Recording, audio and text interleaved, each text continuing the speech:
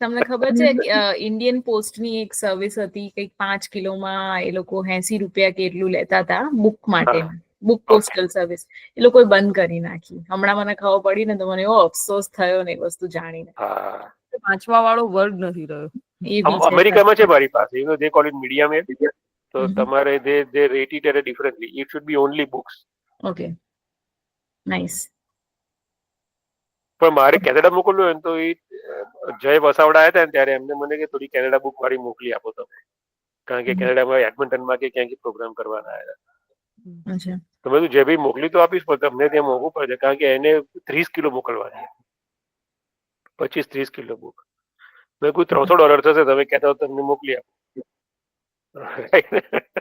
એટલું તો ઓલા ફ્લાઇટની ટિકિટમાં થઈ ગયું હતું, એક્સ્ટ્રા એમણે લીધી. થોડી મોકલી, પછી મેં એમને મેં બહુ તો નહીં મોકલી શકાય, થોડી તમને મોકલી આપું છું ત્યાં આગળ. તમે જોયું કે એમના પ્રોગ્રામમાં એમને વેચવા માટે મેં બાકીનું બધું અહીંયા વેચી કાઢ્યો તમે. અને એક જોયા મારી I think I share. He wanted me to write. એ જયભાઈના 50 વર્ષ હમણાં થયા ને, તો they did the raindrops. એમણે બુક લખી કે લોકો એમના માટે શું વિચારે છે એમ કરીને.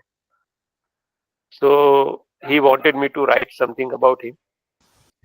So in his book it got published. So એ નાનકડો આર્ટિકલ મોકલી આપીશ લોકો. હા, nice, very nice.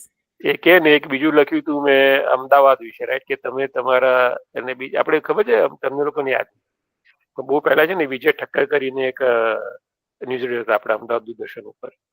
He is now in new jersey.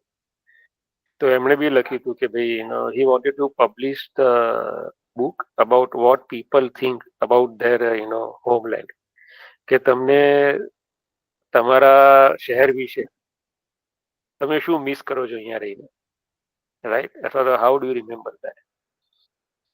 તો આઈ થિંક એ માટીની મહેક કરીને એમણે કમ્પાઇલેશન કર્યું અને he asked different people to write something about that. તેમાં પણ મેં લખ્યું હતું અમદાવાદ વિશે. I think I will share couple of things with you guys. Yeah, it's amazing. હા, મોકલજો. Definitely. રીડર બહુ સારા રાઇટર બની જ શકે, એ તો નક્કી જ છે. તમે કંઈ પણ લખો ને તો એ સારું જ લાગે. અને તમારું ઇવન વ્યાકરણની દ્રષ્ટિએ કે એકદમ એવું ના હોય ને તો બની જાઓ, પણ રાઇટર તો તમે બની જ જાઓ. સાચી વાત છે. રીડિંગ જ છે કે જે સૌથી પહેલો રાઇટરનો આપણને ગ્રુપ અમુક વાર કેવું થાય કે ટાઈમનો થોડો મારામારી થાય ને. મેં મારું બ્લોગ ચાલુ કર્યું હતું પલાશવન કરીને, right, that was on blog spot પર. અને પલાશવન અગેન વિનેશ અંતાણીની નોવેલ હતી પલાશવન. વિનેશભાઈ અંતાણી અગેન મારા બહુ જ ફેવરિટ લેખક છે. એને એક એમની વાર્તા વિશે પછી વાત કરીશું, નવલકથા વિશે. પણ એમની નોવેલ હતી પલાશવન, એટલે કેસુડાના ફૂલોનું વન. પલાશ એટલે કેસુડાના ફૂલો, રાઈટ. તો that's how I started my blog. I wrote few articles there, પછી ટાઈમના મારામારી બધું પાછું રહી જાય છે. અને ખબર નહીં હવે તો કેટલા લોકો બ્લોગ વાંચતા પણ હશે હવે તો. Just everything goes on small Insta ને બધું, એટલે પછી એ બધું અભરાય ચડી ગયું છે. આઈ થિંક એટેન્શન સ્પાન પાછો એમાં અસરકારક થઈ ગયો છે. અસરકારક છે. લાંબુ નથી. આમાં કેવું થાય કે પેલો તમે 4-5 મિનિટ 3-4 મિનિટ વાંચી શકો તમે એક article. I don't write too long. પણ એ વખતે મને થતું કે થોડું કશું લખવું જોઈએ, પ્રેક્ટિસ થવી જોઈએ, એમ કહીને લખતો તો જરા સારું. પણ ધેટ્સ ઓકે. તો હમણાં એક આવ્યું છે બંદીશ બેન્ડિટ, જોયું તમે લોકોએ? સીઝન 2 આવી ગઈ. સીઝન 2 જોઈ કાઢી. સરસ છે, સારી લાગી મને. સરસ, મને ગમે. મને એ આઈ થિંક એ ક્લાસિકલ નો બેઝ આપણને ગમતો હોય ને, એટલે we like that, right. If you like music we love this. અને આ વખતે જે ફ્યુઝન કર્યું ને, અને વી આર સીઈંગ, ઓકે. અહીંયા મારો અમદાવાદનો ફ્રેન્ડ છે ને, એ કરે છે, રાઈટ. અને અમે અહીંયા I don't know you guys ever or not, પણ ધ્રુપદ ગાયકી ખ્યાલ છે ને તમને લોકો? એમાં ગુંડેચા બ્રધર્સ છે, ઓકે. રમાકાંત ઉમાકાંત ગુંડેચા. એક ભાઈ ગુજરી ગયા, પણ એ લોકોનો ઉમાકાંત ગુંડેચા કે રમાકાંત ગુંડેચા ને એમનો ભત્રીજો, એ લોકો એટલાન્ટામાં પરફોર્મ કરવા આવ્યા હતા, ઓકે.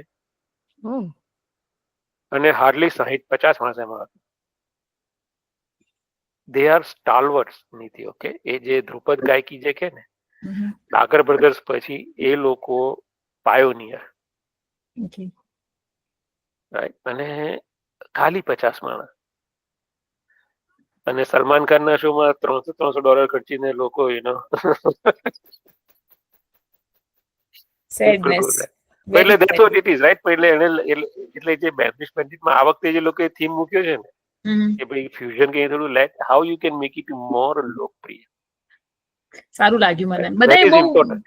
બધાએ એને બહુ વખાણી નથી સેકન્ડ સીઝન ને, પણ મને કઈ પ્રોબ્લેમ લાગ્યો નહીં ટુ બી મને ઓનેસ્ટ. ના સેકન્ડ સિઝનમાં કેવું લાગે, ફર્સ્ટ સિઝનમાં છે ને એકદમ નવું હતું, રાઈટ? એન્ટિસિપેશન હતું એકદમ. નાઉ સેકન્ડ સિઝનમાં તે ઓલરેડી જ્યારે પહેલી વાર તમે કશું જુઓ ને ત્યારે તમને લાગે અરે યાર સખત ટોપ બનાવી છે એમ કરીને. એના જોઈશે તમે યુ વોચ. મારે પર્સનલ રિવોર્ડ વાળી વસ્તુ જે રહી, મારું અત્યારે મારું સ્ટડી નું પણ ચાલી રહ્યું સાઈડમાં, એમ થાય એક ચેપ્ટર હું એક એપિસોડ જોઈશ. એક ચેપ્ટર તો મારા 2 જ એપિસોડ પત્યા છે, અને જયારે ડેસ્પરેટલી મારે એમ થયું હતું કે મેં આમ 8 કલાક હું રાત્રે જાગીને મેં પતાવી દીધું હોત, પણ મેં એવું નથી કર્યું. એટલે હું અત્યારે આમ હોલ્ડ કરી રાખું છું, એટલે માણું છું મજા એમ. I hate binge watching on that. Normally I don't do that. પણ એટલે તો મેં બી એવું કર્યું.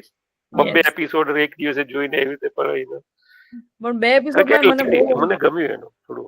મને એવું હતું કે નસરીદુન શાહ નથી ને આ વખતે, તો થોડું આપણને લાગશે કે કઈક પ્રોબ્લેમ છે, પણ મને ખરેખર એટલી બધી કઈ કમી મહેસૂસ ના થઈ. ના થઈ.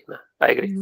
ના થઈ. મને તો 2 એપિસોડમાં પણ પહેલા એપિસોડ કરતા બીજા એપિસોડ ની અંદર, એટલે બીજી સીઝન ની અંદર મને વધુ મ્યુઝિકલ લાગ્યું કે આમ બહુ મ્યુઝિક એડ કર્યું છે, કાંઈકી બહુ એડ કરી છે એની અંદર.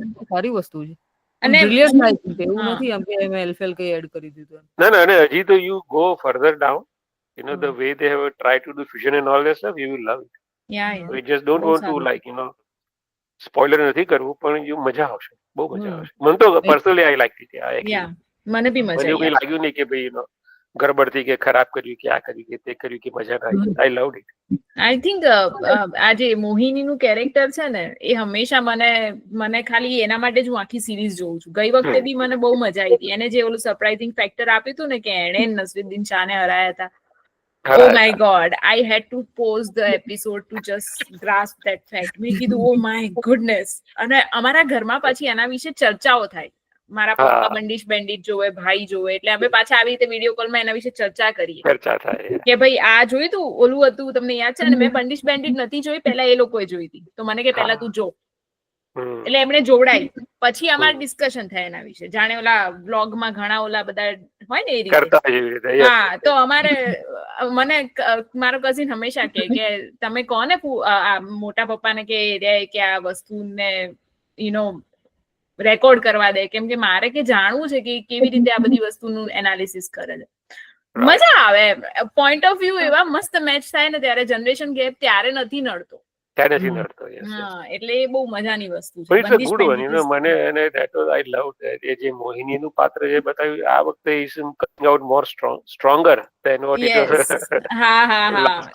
લાસ્ટ સીઝન કરતા. I am not going to spoil it for you, પણ એક વાક્ય એવું એનું ફરીથી આવે છે, and you pause the episode at that time to કે અચ્છા આને તો પાછી સિક્સર મારી દીધી. હા, બહુ એને ડાયલોગ બહુ ઓછા આપ્યા છે, પણ ઓલવેઝ સિક્સર મારી છે. હા, અમુક વસ્તુ તો એ સાયલેન્સમાં જે કહી દે છે ને,